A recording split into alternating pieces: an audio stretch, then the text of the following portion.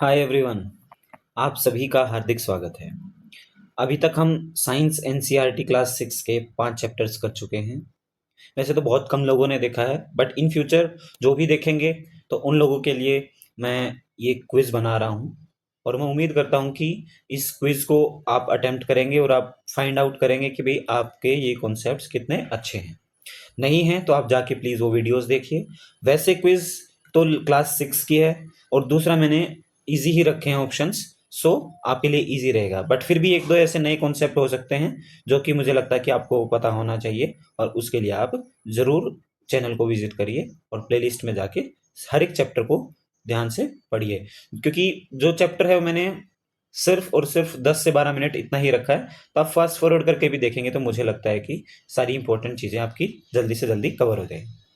ठीक है, तो अभी हमारी इस क्विज का जो रूल है वो ये है मैं 10 सेकंड दूंगा और 10 सेकंड के बाद मतलब आपको खुद पॉज करके 10 सेकंड के बाद आप वीडियो करके आगे देख सकते हैं। आपको आंसर करने के लिए 10 सेकंड है और आपको पॉज करना है, सोचना है और आंसर देना। ठीक है, लास्ट में आप फाइंड आउट कर सकते हैं कि आपका कितना स्कोर रहा। वो आप कमेंट बॉक्स में मुझे बता सकते हैं कि आपका स्कोर कितना रहा। तो चलिए पहले क्वेश्चन से शुरू करते हैं कि science helps us to understand the world by guessing, observing and experimenting, ignoring and memorizing। तो आप पॉज करके आप आंसर सोच सकते हैं। बाकी देखो, बहुत इजी क्वेश्चन है। ये क्लास 6 की फर्स्ट चैप्टर का क्वेश्चन है। इसमें साइंस हमें ऑब्वियसली किस चीज को समझने में हेल्प करता है भाई। क्या हम करें, ऑब्जर्विंग और एक्सपेरिमेंटिंग हम करेंगे तभी हम चीजों को समझ पाएंगे। ठीक है, तो इसका आंसर आपका observing and experimenting. Next question है, what is the first step of scientific method. Scientific method का फर्स्ट स्टेप क्या होना चाहिए आपके अकॉर्डिंग? एक्सपेरिमेंट होना चाहिए, ऑब्जर्वेशन होना चाहिए, कंक्लूजन होना चाहिए, प्रिडिक्शन होना चाहिए कि आपने कुछ भी करने से पहले प्रिडिक्ट कर लिया कि हाँ भाई ये इस चीज में हो सकता है। तो चलो मैं बता देता हूँ, आप उम्मीद करता हूँ आपने पॉज करके अपना आंसर सोच लिया होगा। सबसे पहले हम कोई भी चीज ऑब्जर्व करते हैं, उसके बाद ही हमारे दिमाग में थॉट्स आने शुरू होते हैं। तो आप इसका आंसर क्या बताएंगे? ऑब्जर्वेशन। हमारी ऑब्जर्वेशन होगी तभी हम चीज़ों के बारे में आगे फर्दर सोच सकते हैं, एक्सपेरिमेंट कर सकते हैं, फिर फाइनली कंक्लूजन पे पहुंच सकते हैं। उसके बिहाफ पे हम प्रिडिक्शंस भी कर सकते हैं। नेक्स्ट क्वेश्चन है आपका, which of the following shows biodiversity. तो बायोडाइवर्सिटी क्या होता है भाई? इतनी डाइवर्सिटी मतलब बायोलॉजिकल जो डाइवर्सिटी है वो किन चीज़ों से मिलके बनी है भाई? ओनली वन टाइप, मतलब one type of things, variety of organisms, only animals, only trees, even type of plants हो सकता है। बना लीजिए। तो इसका आंसर आप सभी देंगे। इसका आंसर होगा वेराइटी ऑफ ऑर्गेनिजम्स। ठीक है, सभी ऑर्गेनिज्म सब कुछ मिलके ही बायोडाइवर्सिटी की फॉर्मेशन होती है। अच्छा, ये एक अच्छा क्वेश्चन हो सकता है, इसमें आप फंस सकते हैं। Which plant is a herb. एक एक क्वेश्चन करके आपको दिखाऊंगा। Which plant is a herb? Mango, rose, tomato, neem. अब आपको इसमें बताना है कि कौन सी इनमें से कौन सा जो प्लांट है या ट्री है वो एक हर्ब है। तो मैं बता देता हूं, मैंने तीन चीजें बताई थी। हर्ब होती हैं, श्रब होती हैं, श्रब्स, हर्ब्स और ट्रीज। तीन कैटेगरीज में डिवाइड किया हुआ है। अब ट्रीज के बारे में आपको पता ही है। अब मैंगो एक ट्री है, नीम एक ट्री है। श्रब्स क्या होती है? झाड़ियां। तो झाड़ियां अपनी आप देखेंगे उनका तो वो थोड़ा सा कद बड़ा होता है और स्टेम थोड़ी सी हार्ड होती है, ज्यादा कुछ कांटेदार भी हो सकते हैं। तो रोज एक श्रब है। और टमाटो बच गया, वो क्या है? एक वो देखो, एक नीचे नीचे उसकी बेल सी फैली रहती है, वहीं पे टमाटर लगे रहते हैं। मतलब छोटा ही प्लांट होता है, ज्यादा बड़ा नहीं होता। तो वो क्या होगा? आपका हर्ब। तो आपका इसका आंसर क्या होगा? टोमेटो। टोमेटो क्या है? एक हर्ब है, शाक बोलते हैं हिंदी में। नेक्स्ट क्वेश्चन है, trees have soft stems, hard thick stems, weak stems, no stems. No stem तो किसी की होती नहीं भी, अगर स्टेम ही नहीं होगी तो पौधा आगे कैसे बढ़ेगा? वीक स्टेम्स, देखो ट्रीज हैं, नाम ही ट्री हो गया है, तो अभी मैंने अभी रिसेंटली बताया कि तो ट्री है, तो उसका क्या होगा? हार्ड एंड थिक स्टेम्स आपका इसका आंसर।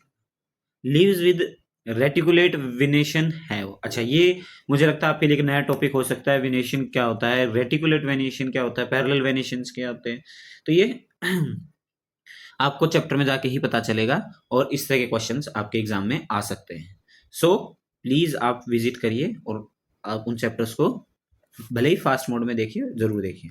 अच्छा, लीव्स विद रेटिकुलेट वेनेशन, तो रेटिकुलेट वेनेशन होती है जैसे एक पत्ता है, उसमें कैसे भी करके ये इस तरह, इनको वेन्स बोलते हैं। ये इस तरह की जो वेन्स बनी हुई है इनको रेटिकुलेट वेनेशन बोलते हैं। और एक पत्ता है, जैसे एक ये कोई पत्ता है, उसमें इस तरह से है, ये होते हैं पैरेलल वेनेशन। तो यहाँ पे रेटिकुलेट वेनेशन में किस तरह की वेन्स होती हैं? No veins, straight lines, parallel veins, net veins. तो डेफिनेटली आपका आंसर यहाँ पे होगा नेट वेन्स, क्योंकि देखो एक नेट लाइक स्ट्रक्चर वहां बन जाता है, तो उसको बोलते हैं net veins. Fibrous roots are found in, अब रूट्स के बारे में बता देता हूँ। दो तरह के रूट सिस्टम होते हैं। जैसे कि ये पौधा है, ये कोई भी एक पौधा है, ठीक है, यहाँ जमीन है, ये जमीन के नीचे इनका एक मेन रूट होती है, इसको बोलते हैं टैप रूट, और यहाँ से अलग अलग रूट्स निकली होती हैं इसमें से ही। अच्छा, एक होता है बहुत सारी मतलब जमीन के नीचे इतनी सारी एक ही जगह से ही बहुत सारी रूट्स निकले होते हैं, इनको बोलते हैं फिब्रस रूट्स। तो फिब्रस रूट्स यहाँ पे किसकी है? मस्टर्ड, सरसों, मैंगो, ग्रास, नीम। घास की है, नीम की है, मैंगो की है, ये तो देखो ट्रीज हैं। इनमें हमेशा टैप रूट सिस्टम होता है, एक मेन रूट होती है, उसमें से अलग अलग रूट से निकली होती हैं। मस्टर्ड, मस्टर्ड भी एक प्लांट इस तरह का जिसमें टैप रूट होता है। तो एक ग्रास बचता है, आपने कभी घास उखाड़ के देखा तो आपको पता चलेगा, इस तरह का आपको रूट सिस्टम मिलेगा। Tap root system has one main root, many roots, no roots, a roots. अभी मैंने रिसेंटली अभी इससे पहले बताया कि भाई क्या होती है, एक मेन रूट होती है, उसमें से ही रूट्स निकली होती हैं। Plants with parallel venation have, भाई पैरेलल वेनेशन कौन से प्लांट्स में होता है, या फिर उनमें से कौन सा रूट सिस्टम है जिसमें पैरेलल वेनेशन होता है? देखो ये भी एक बहुत अच्छा कॉन्सेप्ट है। मान लो कोई एक लीफ है, उसमें मतलब जिसमें जो लंबे लीफ होते हैं जनरली आप कहीं भी देखेंगे तो वहां पे पैरेलल वेनेशन मिलेगा, और जहां पैरेलल वेनेशन मिलेगा ना, वहां पे आपको फेब्रस रूट सिस्टम मिलेगा। तो पैरेलल वेनेशन के साथ क्या होगा? फेब्रस रूट सिस्टम। और जहां पे नेट लाइक वेनेशन है, ठीक है, रेटिकुलेट वेनेशन है, उसमें क्या मिलेगा आपको? Tap root system. तो आप ये याद रख सकते हैं। आपका इसका आंसर आएगा fibrous root system. Monocot plants have, वही मोनोकोट्स मतलब जैसे चना है, एक चलो ये बना देता हूँ, चना है, चने को आप देखेंगे दो भागों में बटा होता है, आप तोड़ेंगे उसको टूट भी जाएगा बिल्कुल इक्वल पार्ट्स में। तो ये होता है डाइकोट, डाइकोटिलेडन। ये है आपका कॉर्न बोलते हैं आप, जैसे स्वीट कॉर्न खाते हैं ना, मक्के का दाना। तो ये होता है मोनोकोटिलेडन। तो मोनोकोट को बोलते हैं, उसमें क्या है, इसमें वन कोटिलेडन है, तो इसलिए मोनोकोट प्लांट्स में देखो मोनो से भी आपका आंसर आ रहा है, तो monocotyledon. Motion means, obviously motion के बारे में आप सभी को पता है कि मोशन का मतलब होता है मूवमेंट।